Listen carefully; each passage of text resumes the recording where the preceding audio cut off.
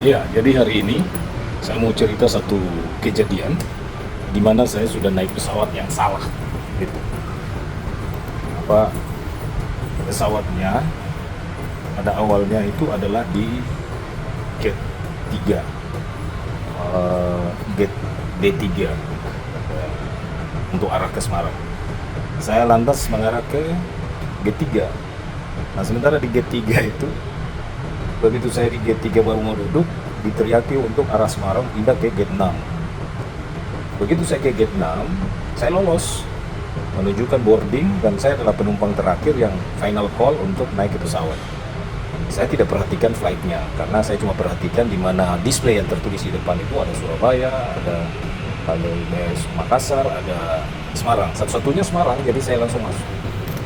Nah, begitu saya masuk, itu lolos gitu. Saya lolos sampai ke pesawat. Nah, saya naik bis dan sampailah saya ke pesawat. Begitu di pesawat, saya juga lolos sampai mau duduk di tempat duduknya. Namun, ketika saya tiba di 23D, ternyata ada orang yang memiliki tiket seat yang sama. Untung aja. Jadi begitu sama, di cross check, ternyata yang salah adalah saya. Saya salah pesawat. Pesawat saya adalah ID6 arah Semarang. Ternyata memang benar. Makanya tadi sempat kaget bahwa di display itu boarding kami 17.30, tapi kenapa 16.30 sudah boarding. Makanya saya sempat curiga gitu.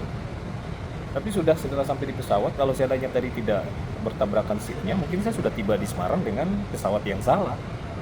Nah, ini kejadian yang aneh. Setelah itu saya turun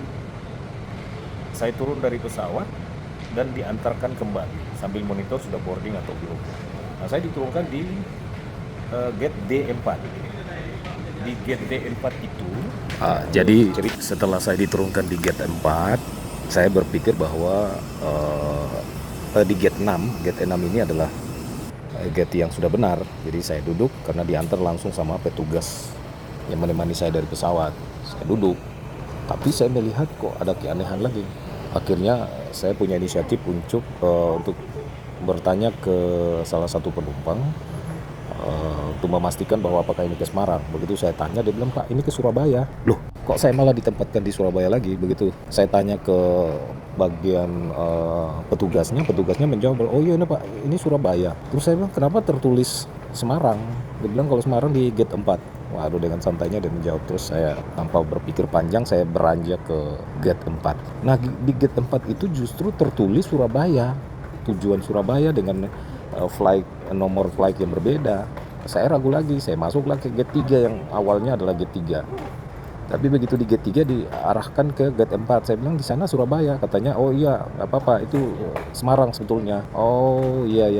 Saya bilang, "Kenapa nggak tukar?" Sepertinya apakah ini memang petugas operator bandara atau memang petugas dari Lion yang tidak menyampaikan secara benar begitu. Akhirnya saya mencoba untuk masuk ke gate di mana tertulis Surabaya. Ternyata benar.